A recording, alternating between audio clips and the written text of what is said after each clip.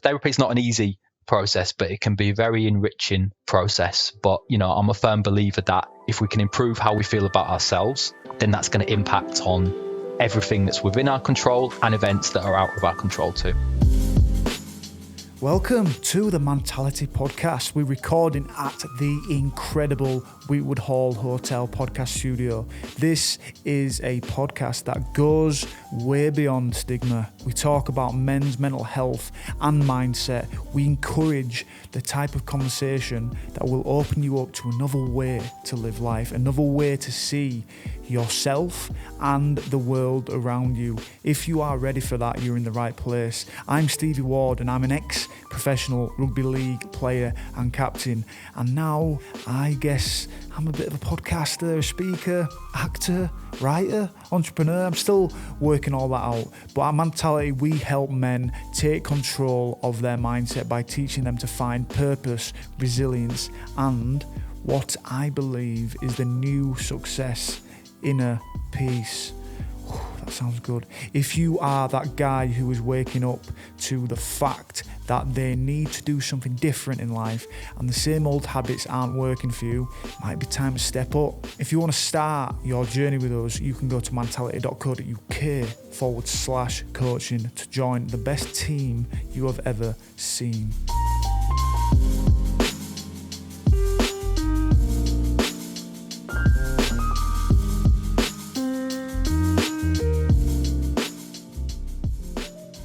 Hey everyone, and welcome to a special edition of the Mantality Podcast with me, John Bell, one of, not just the Mantality Counsellor, because I'm here today with Simon Arthur, who's our latest addition to the Mantality Counselling team. Really, really proud to welcome you along, Simon. Hello. Thank you, John. Thank you very much. As I said briefly in the intro there, you're our latest addition to the Mantality Counselling team. Obviously, Mantality recently welcomed Lee Jewett, who's going to be our counsellor over the Northwest in Lancashire. Got myself, obviously, in Yorkshire, and you're going to be taking up the reins in London, which is awesome. I guess it's a question that is still levelled at everyone who chooses the weird and wonderful world of psychotherapy and counselling, but why counselling? What led you to this world? Oh, it's such an interesting question, and I'm sure we get asked it quite a lot. And for me, there's a number of different strands to that question. I mean, firstly, my family background. My mum's she worked in mental health for years, so I was kind of, around, listening about her work, and she worked in. She was a social worker for a long time, so she worked with some really kind of acute situations. And that I suppose that's always kind of stayed with me, and thought, oh, maybe that would be a field that I would work in at some stage.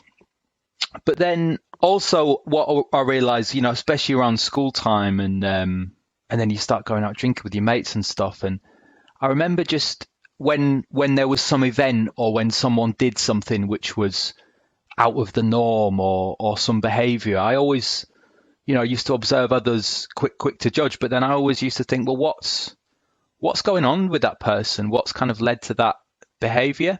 So I knew that I was quite interested in, psychology and the human mind from early doors. And then at, various points in my life, been to therapy myself, and had some quite mixed experiences as well, which have stayed with me. So some, good therapists, and some experiences which have not been so good. So it's been interesting when I started training to, just to kind of understand the differences about that. And then the final point, and maybe it's something which, we'll come on to later, but I still think, things are moving slightly, but a lot of the people who train to be therapists are female. And, it's quite a kind of, dare I say it, a kind of middle class pastime as well. And I think that one of the reasons I wanted to train to be a therapist was just that, just being part of something, or being a therapist that's going to be accessible for men, people who've not necessarily even considered going, because they look at it and think, oh, well, is that really for me? So yeah, there's a number of different aspects to answering that question. That's a really interesting answer. It's many-stranded, and I think the more and more we speak to therapists, the more they realise that it's as much the lived experience and much about what they went through both personally and growing up and their own emotional and evolutionary experiences as much as it is to do with it going towards it as a profession. But you touched on something there that I'd like to sort of bring up, which is your experience of personal therapy. And without going into too much detail as to reasons that took you to personal therapy, I just want to elaborate a little bit more on how that shaped your understanding of what makes a good therapist. I learned that it's quite a unique relationship because you can feel heard by someone. You know, they are there to listen to you and what's going on in your inner world. And, you know, the experiences that I've had, which have been, I've felt, oh yeah, that therapist was great. I think it's quite a holding space, and you almost feel like that person, you know, can believe in you and make you feel confident. You've got the inner resources to, to be able to look at stuff during the therapy and then come out of that thinking, yeah, okay, well, I'm feeling a bit more resilient about life, or I've got a deeper understanding of myself or a situation or situations which have maybe been beyond my control, events that have happened to me that I'm struggling to react to. So I really do think it's a unique relationship. It's a supportive space, but, you know, we're not there it's a very boundaried relationship as well. You know, we're not there to be people's mates and people's friends, but I've seen it. I've come away from experiences which have been great where I thought, right, okay, I feel a bit more energized and a bit more refreshed to look at situations in different ways. Okay, that's really interesting. Obviously, taking that from your sort of personal experience of therapy into training as a therapist, I know that when I first I did the Masters in Psychotherapy, and I was told very early on that this would be like the Royal Marines for the mind, and I sort of scoffed at that suggestion. The idea that somehow I was going to be broken down to be built up in their image, and that I was going to go through this huge transformational process, which I found within simple months to be very correct. How much did your therapeutic training sort of knock you down to build you up again? And how much do you equate your training to how you see the world and operate as a clinician now? I mean, looking back, you know, when people train as a therapist alongside a full-time job and so on, you know, in some ways it should come with a health and safety warning, and they don't really prepare you for the impact that it can have. Because, you know, you come back at the end of the week thinking, geez, you know, there's a lot of inner work that needs to be done, and, you know, therapists have to be part of a group, and, you know, looking at and seeing how you react to other people in the group. So it can be really mentally exhausting and mentally draining. It's fantastic training to do with someone who's maybe, you know, between jobs or not working, or, you know, can really immerse themselves in it. But it's it was a lot to deal with, and I was proud of myself that I came through it. You know, you have to do a placement, and so that's like another job in itself. But, you know, having the time to reflect afterwards on, and again, one thing I learned about therapists is they can speak a language of their own. You know, when people are talking about their modalities and approaches and stuff, and I just think it can be quite overwhelming for people when they're, you know, stressed and they need to speak to someone. It's like, you know, are they actually really that interested in all these modalities and things? And simple is clearer, isn't it? Yeah. Less is more and simple is clearer. Yeah. But it did make me reflect, particularly afterwards, on, well, how I'm going to practice. What are the key qualities that I feel that I have as an individual? How's my life and how's my work experience?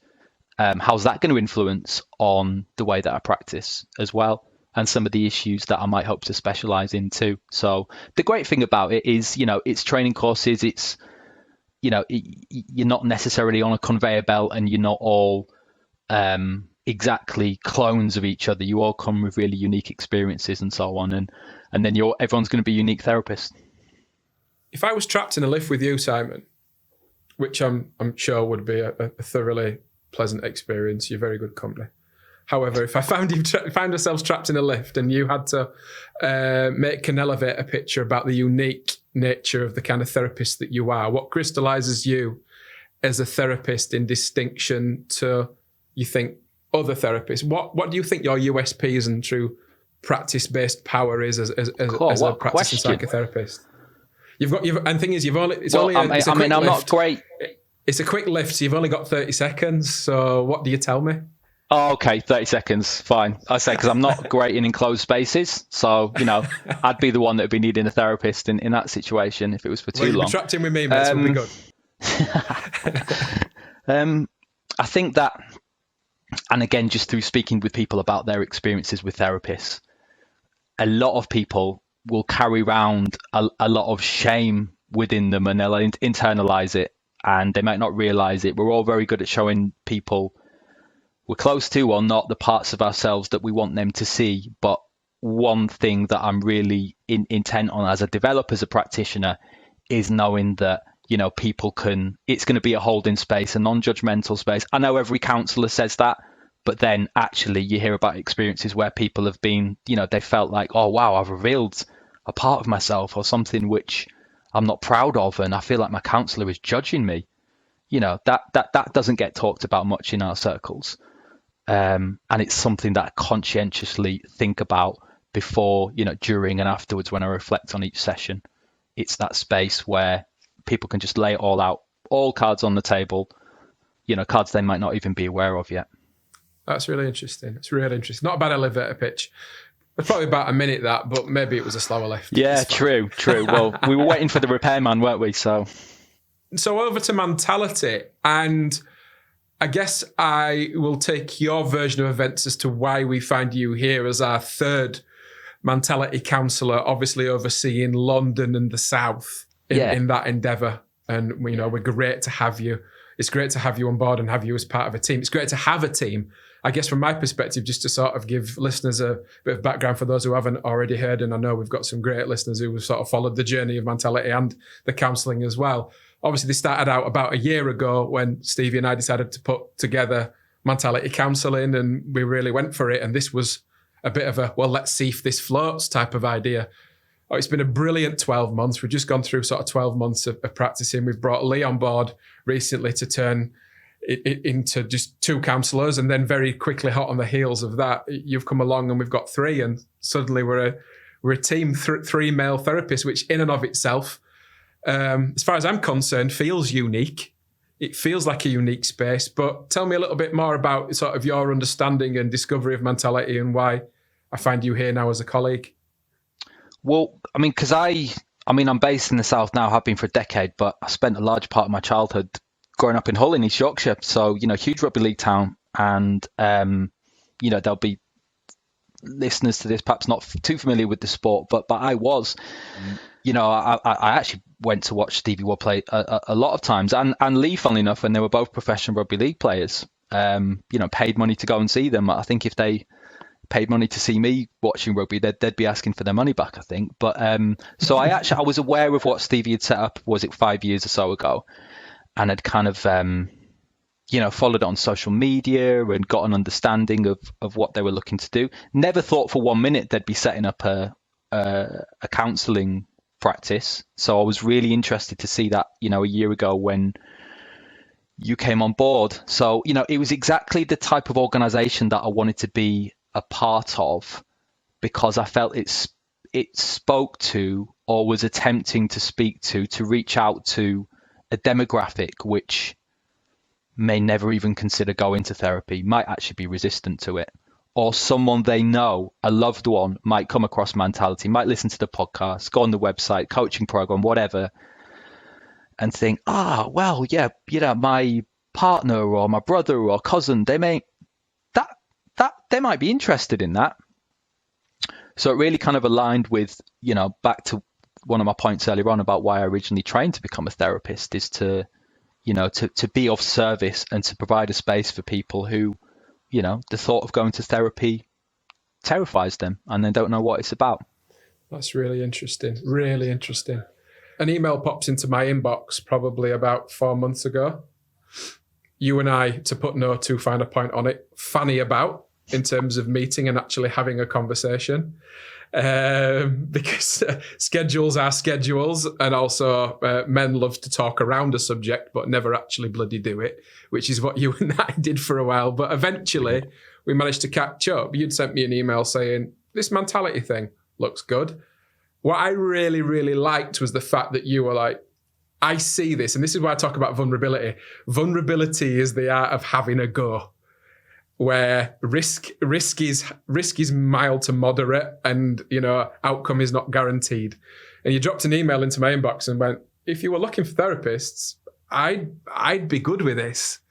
And I kind of like that, because in a world where we're always told to package and sort of always put on a sense of pretentiousness or never really say what we feel, you kind of just went, I like this, I like what you do, how you doing, let's go for it. And so I felt like obviously as the counsellor in Mantality at the time, but obviously not one of the directors or anything like that, I thought, well, I don't decide whether this guy comes on board or not, but it'd be good to have a chat with him.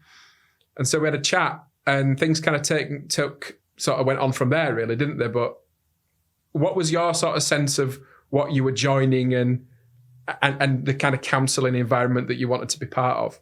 It just felt different. It felt quite fresh, and and to be like, we had Lee was on the podcast last week, and he we're joining around the same sort of time. It's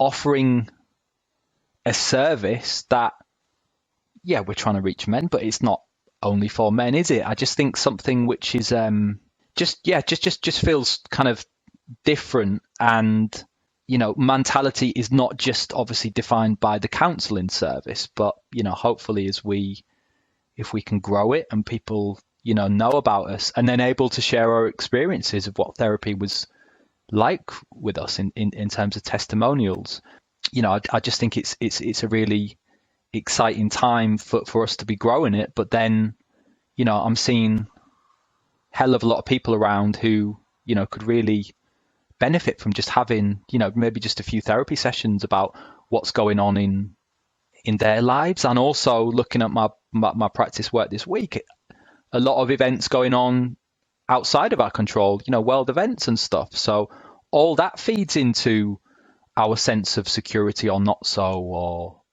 emotions which we're all taught to hide and regress, like fear and anger about situations and things. But it's just all just bringing that to light, so hopefully we can have a better understanding of ourselves, love ourselves more, and then in turn be better person, more loving person for those around us, whoever they may be. That's a really good answer to that, because actually there's so many inherent things in that statement you just made that are not naturally, and certainly the archetypes and the straitjackets as men that we grow up around not necessarily showing that unconditional love, that warmth, that vulnerability, that gentleness.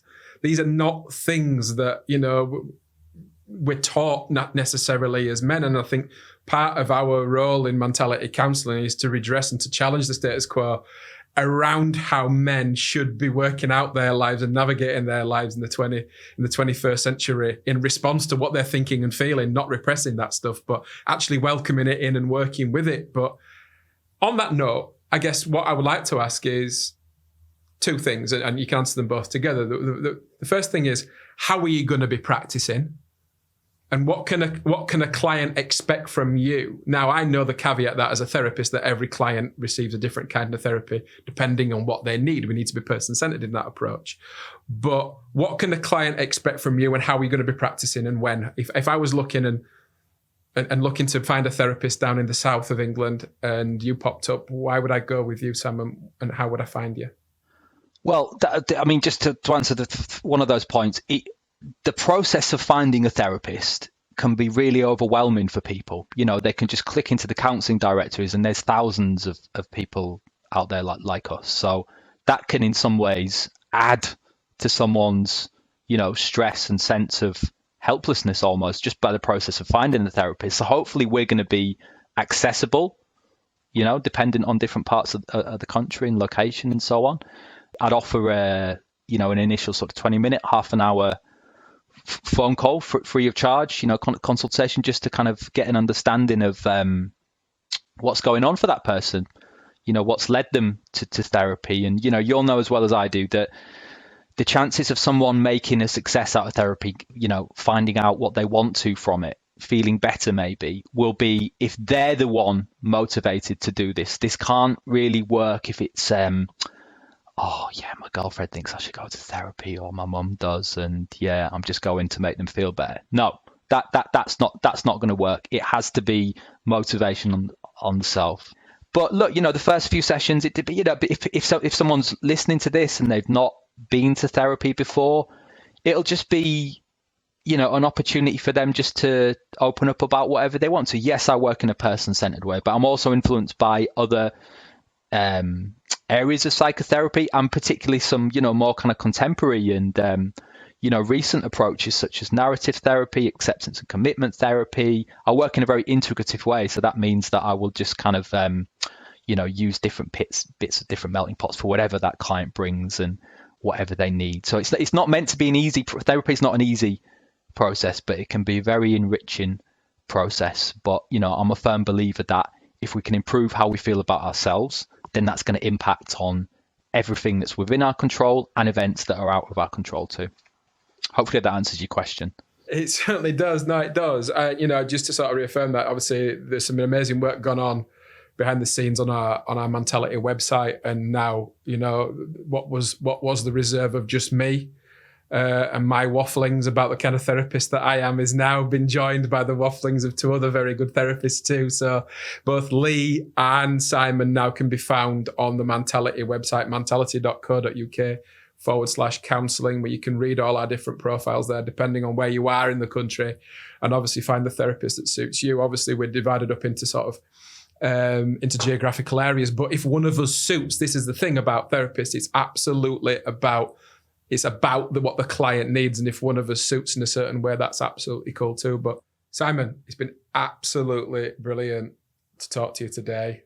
It's been great to talk to you in my first ever podcast. I've popped my podcast cherry as a host, and I'm kind of proud. And I couldn't think of anyone better to pop that with than yourself, my man. We go back.